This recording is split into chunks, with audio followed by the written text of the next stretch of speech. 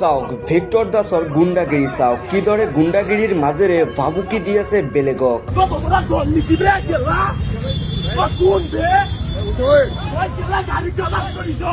এতিয়া যিকোনো সময়ত গ্ৰেপ্তাৰ হ'ব পাৰে ভিক্টৰ দাসে আৰু এতিয়া তেওঁ গ্ৰেপ্তাৰ হ'লে তাৰ ফাঁচীৰ শাস্তিও হ'ব পাৰে নেকি আদালতত। ৰাতি দিন একো নুবুজি নামানি তেওঁ বেলেগক গৈ বেলেগৰ ঘৰত ৰাতি দিনৰ ভাগত হত্যা কৰিলে এটা কুকুৰক। মানে এটা গেটত তালা মাৰি থৈ গৈছিলো, ভিক্টৰ দাসে আহি মানে ঘৰত এইবিলাক ল'ৰাক বোলে মানে হেৰি কৰিছে আৰু ষ্টিকাৰতে আহি চাৰিওফালে কোবাইছে, দৰ্জা খুলিব পৰা নাই, গ্লাছ ভাঙিছে আৰু বেবিচাৰ মাত মাতি তাৰপিছত সি তাৰমানে ওলাই গুচি গৈছে। ওচৰ চুবুৰীয়াই জানে, ভালদৰে জানে, ওচৰৰ পৰিয়ালত এটা কুকুৰ, পোহনীয়া কুকুৰ আছিল, সেই কুকুৰটোকো সি মাৰি থৈ গৈছে। আৰু আনফালে ঘৰৰ খিৰিকী আৰু দুৱাৰবোৰ সকলোবোৰ গ্লাছ আদি ভাঙি পেলালে আৰু লগতে ক'লে ল'ৰাৰ মাক, যদি আমি তোমাৰ ল'ৰাটোক দেখা পাওঁ তেনেহ'লে তাক আমি খাই পেলিম। তাৰমানে ধুই দিম ল'ৰাক, সেনেকৈ কৈছে। আপুনি মোৰ আগত বেছি লেভেল নেদেখাব, ল'ৰাক ফোন কৰিব দিছোঁ, ফোন কৰক, সেনেকৈ কৈছে।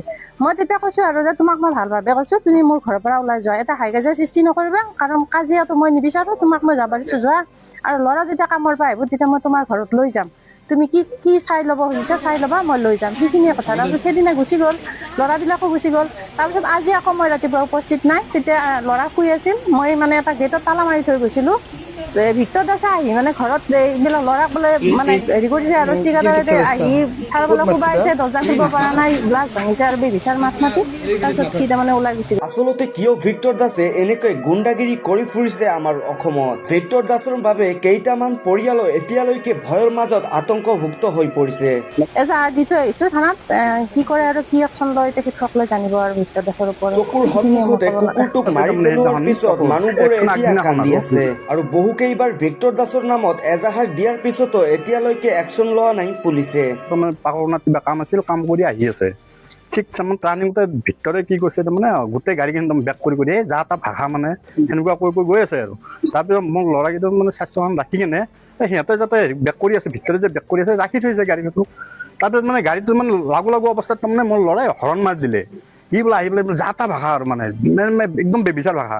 সি ওলাই আহি মানে মোৰ ল'ৰাটো খামচামে ধৰিছে গলত, ধৰোতে মোৰ ল'ৰা ধৰিছে খামচামাৰি, আৰু গাড়ীখন মানে ঘূৰাইছে আৰু এডাল হেৰি ভাঙি পেলাইছে, সেনেকুৱা আৰু। ভিক্টৰ দাসৰ এনে গুণ্ডাগিৰিৰ ফলত বহু মানুহ এতিয়া ভয়ত পৰি আছে আৰু জনা গ'ল আজি ৰাতিৰ ভিতৰত ভিক্টৰ দাসক গ্ৰেপ্তাৰ কৰা হ'ব।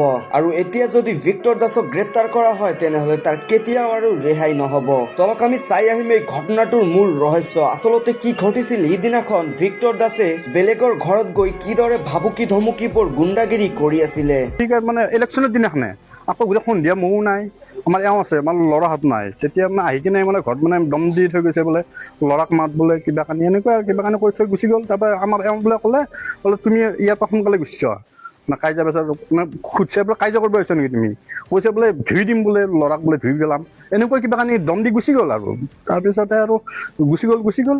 আমি ভাবিছোঁ সেইটো সমাপ্ত হ'ল আৰু।